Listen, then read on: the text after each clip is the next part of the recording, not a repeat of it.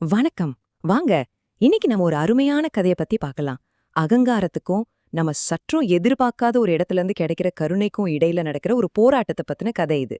உலக புகழ்பெற்ற இந்த சிங்கம் மற்றும் எலியின் கதையில ஒளிஞ்சிருக்கிற ஆழமான பாடங்களை நாம சேர்ந்து தெரிஞ்சுக்கலாம். ஒரு சின்னஞ்சிறு எலியால நிஜமாவே காட்டுக்கே ராஜாவான சிங்கத்துக்கு உதவ முடியுமா? யோசிச்சு பாருங்க. இந்த கேள்விதான் இந்த முழு கதைக்குமே அச்சாணி. வாங்க, இந்த ஒரு விசித்திரமான சந்திப்பு என்ன விளைவுகளை ஏற்படுத்துச்சுன்னு பார்க்கலாம். சரி, நம்ம கதை ஒரு அடர்ந்த காட்டுல ஆரம்பிக்குது. அங்கதான் நம்ம கதையோட கதாபாத்திரத்தை சந்திக்க போறோம். திமிர் புடிச்ச அந்த அரசன். அந்த காட்டுல விக்ரம்மான்னு ஒரு சிங்கம் வாழ்ந்துச்சு. அதுதான் அந்த காட்டுக்கே ராஜா. அதுக்கு அதோட பலத்து மேல அப்படி ஒரு கர்வம், சொல்லப்போனா தலகால் புரியாத அளவுக்கு திமிரு. அந்த விக்ரமாவை பொறுத்த வரைக்கும் அதுதான் அந்த காட்டுக்கு தர்க்கமாசதா ராஜா. அதோட பலத்துக்கு முன்னாடி நிக்க யாருமே கிடையாது. அதனால சின்ன சின்ன விலங்குகள் எல்லாம் பார்த்தா ஒரு ஏளன பார்வைதான். அதெல்லாம் ஒரு பொருட்டே இல்லைன்னு நினைக்கும். இந்த எண்ணல் தான் கதையோட பிரச்சனைக்கே மூல காரணம். இப்போதான் கதையில ஒரு முக்கியமான திருப்பம் வருது. பாக்குறதுக்கு ரொம்ப சாதாரணமான ஒரு சந்திப்பு, ஆனா அதோட விளைவுகள் ரொம்ப பெருசு. ஒரு நாள் நம்ம ராஜா சிங்கம் நல்ல கொரட்டை விட்டு தூங்கின்னு இருக்கு. அப்போ ஒரு குட்டி எலி விளையாட்டா தூங்கிட்டு இருந்த சிங்கம் மேல ஏறி ஓடிடுச்சு. இது பாக்குறதுக்கு ஒரு சின்ன விஷயம் மாதிரி தெரியலாம், ஆனா அந்த திமிர் பிடிச்ச அரசனை இது உலுக்கி எழுப்பிருச்சு. தூக்கம் கலைஞ்ச சிங்கம் சும்மா இருக்குமா? கோபத்தோட உச்சிக்கே போயிடுச்சு. அப்படியே கர்ஜிச்சுது. எவ்வளவு தைரியம் இருந்தா ஏன் மேல ஏறி விளையாடுவ? இப்பவே உன்னை கொல்றேன் பாரு அப்படின்னு கத்துச்சு. பாருங்க, ஒரு சின்ன தப்புக்கு எவ்வளவு பெரிய கோபம். அந்த ஒரு நிமிஷத்தை கொஞ்சம் கற்பனை பண்ணி பாருங்க. ஒரு பக்கம் சக்தி, கோபம், ஆதிக்கம்னு சிங்கம் நிக்குது. இன்னொரு பக்கம் சின்னதா பயந்து போய் கெஞ்சிக்கிட்டு ஒரு எலி. ரெண்டு பேருக்கும் நடுவுல எவ்ளோ பெரிய அதிகார வித்தியாசம் பாத்தீங்களா? அந்த எலி பயத்துல நடுங்கிக்கிட்டே சொல்லுது, மகாராஜா, என்ன மன்னிச்சிடுங்க, என்ன போக விட்டுடுங்க, என்னைக்காவது ஒரு நாள் நான் உங்களுக்கு பதிலுக்கு உதவி செய்வேன் அப்படின்னு கெஞ்சுது.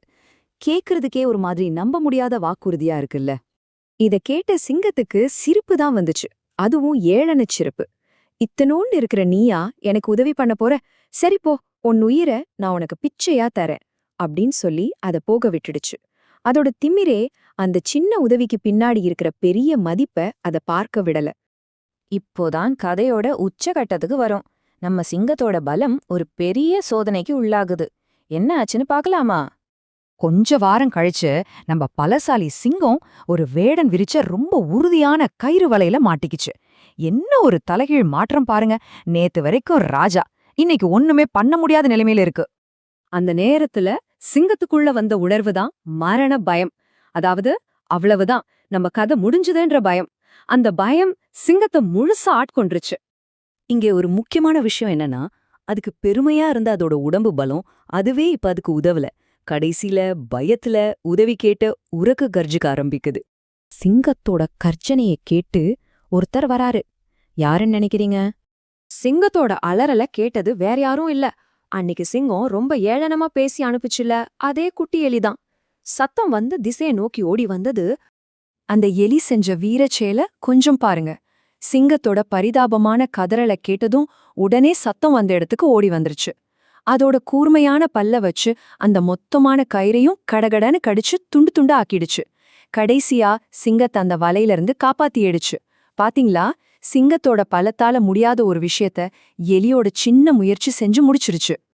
சரி, கதை முடிவுக்கு வந்தாச்சு. இதுலேருந்து நாம என்ன கத்துக்கிட்டோன்னு பார்க்கலாமா? சிங்கம் வலையிலிருந்து வெளியே வந்துருச்சு, ஆனா அதோட திமிரும் சேர்ந்து போயிடுச்சு. அன்னைக்குதான் அது செஞ்ச தப்பு எவ்ளோ பெருசுன்னு அதுக்கு புரிஞ்சுது. அதோட மனசுக்குள்ள ஒரு ஆழமான மாற்றம் நிகழ்ந்தது. சிங்கம் அந்த எலி கிட்ட சொன்ன வார்த்தைகள் ரொம்ப முக்கியம். நீ உருவத்துல சின்னதா இருக்கலாம், ஆனா நீ செஞ்ச உதவி ரொம்ப பெருசு. என்னை மன்னிச்சுடு அப்படின்னு சொல்லுச்சு. இது வெறும் நன்றி மட்டும் இல்ல, மனசார கேட்ட ஒரு மன்னிப்பு. சிங்கத்தோட குணத்துல எவ்ளோ பெரிய மாற்றம் பாருங்க. முன்னாடி திமிரும் அகங்காரமும், ஆனா இப்போ பணிவு, நன்றி, அன்பு முழுசா வேறொரு சிங்கமா மாறிடுச்சு. கதை இதோட முடியல. அன்னையிலிருந்து அந்த சிங்கம் மத்த எல்லா விலங்குகள் கிட்டையும் ரொம்ப அன்பா பழக ஆரம்பிச்சது. அது கத்துக்கிட்ட பாடம் அதோட வாழ்க்கையே மாத்திருச்சு. அப்போ இந்த கதையில இருந்து நம்ம மனசுல பதிய வச்சுக்க வேண்டிய விஷயங்கள் என்ன? நாம செய்யற சின்ன கருணை கூட என்னைக்கும் வீண் போகாது. உண்மையான பலம் உடம்புல இல்ல, நம்ம குணத்துல தான் இருக்கு. முக்கியமா நமக்கு உதவி எங்கிருந்து வேணாலும் வரலாம். நாம எதிர்பார்க்காத ஆளுங்க கிட்ட இருந்து கூட வரலாம். கடைசியா ஒன்னு சொல்றேன், சிறு துரும்பும் பல்குத்த உதவும்னு நம்ம பெரியவங்க சும்மாவா சொன்னாங்க? அது எவ்ளோ உண்மைன்னு இந்த கதை நமக்கு நல்லாவே புரிய வைக்குது இல்லையா?